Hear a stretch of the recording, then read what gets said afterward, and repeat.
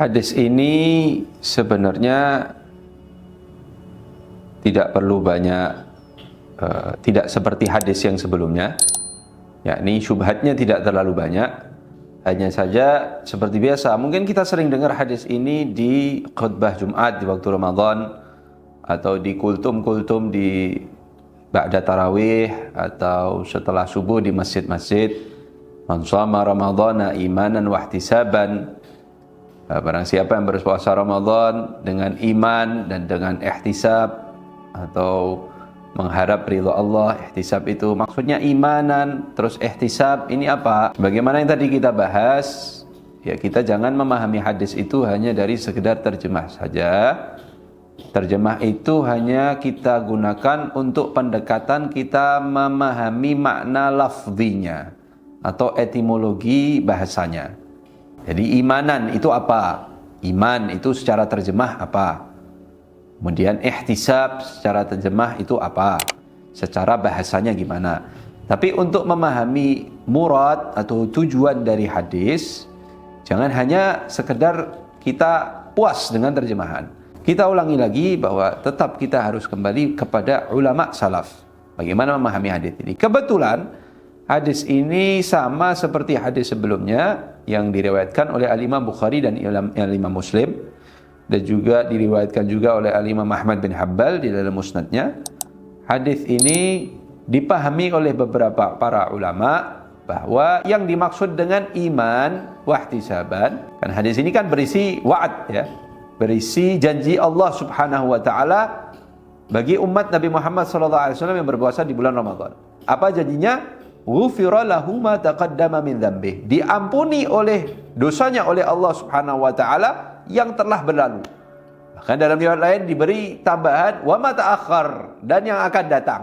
Dosa-dosa yang di bulan lalu diampuni, dosa-dosa yang akan datang juga diampuni. Di sini disebutkan oleh Al-Imam Al-Manawi di syarahnya Faidhul Qadir, ya, itu adalah syarah penjelasan kupas tuntas dari hadis-hadis yang dikumpulkan oleh Al-Imam As-Suyuti di dalam kitab Faidhul Qadir, ya, yang di situ adalah berisi kupas tuntas tentang hadis-hadis yang dikumpulkan oleh Al-Imam As-Suyuti di dalam Al-Jami' As-Saghir, yaitu hadisnya urut secara abjad. Hadisnya dari riwayat-riwayat yang banyak, beliau hanya mengumpulkan saja matan atau teks hadisnya secara urut abjad, yakni dari alif sampai ya.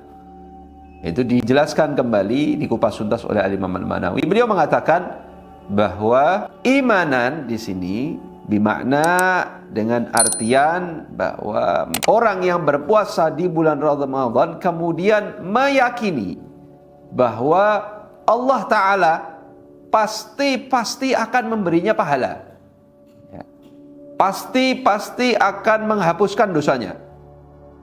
Jadi iman di sini bukan berarti iman dalam makna asal atau makna awal seperti iman dan Islam, apa itu iman, rukun iman, bukan.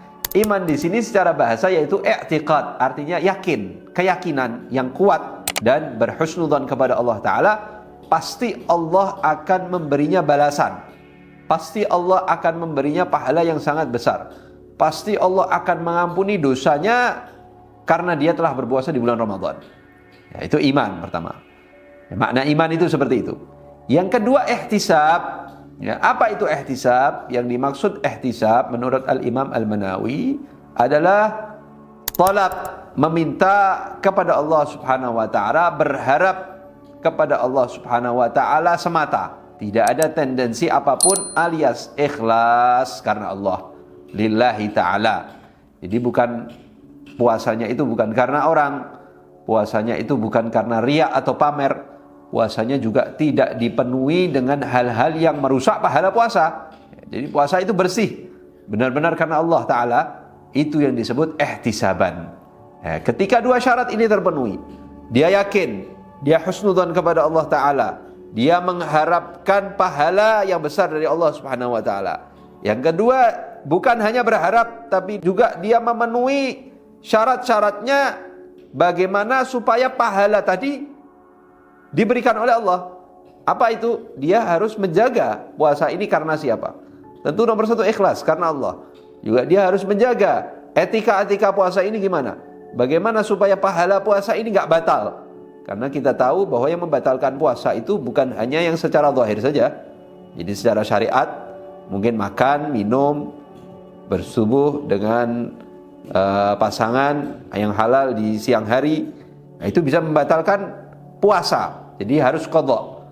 Tapi membatalkan pahala puasa seperti melakukan maksiat, melakukan pandangan yang haram, ghibah, namimah, ngomong kotor dan lain sebagainya, etika-etika yang tidak boleh dilanggar ini bisa membatalkan puasa, membatalkan pahala puasa. Maka dari itu ketika dua syarat ini dipenuhi, maka dia berhak mendapatkan ghufira lahu ma taqaddama min dzambih, diampuni dosa-dosanya yang telah lalu. Dan juga jumhur ulama sepakat, mayoritas ulama mengatakan bahwa yang diampuni itu dosa apa? Tetap saja dosa itu dosa kecil. Ya, bukan dosa besar. Karena dosa besar itu harus ada proseduralnya, harus ada taubatnya, harus taubatan nasuha, harus bertaubat benar-benar janji tidak akan mengulang lagi. Ya, ini kalau kita buka masalah bab dosa ini masuk ke bab lain lagi nih. Ya, ala kulli hal, ya, yang diampuni di sini yang dimaksud adalah dosa-dosa yang kecil. Sedangkan dosa besar tetap harus dengan bertaubat, taubatan nasuha. Wallahu a'lam.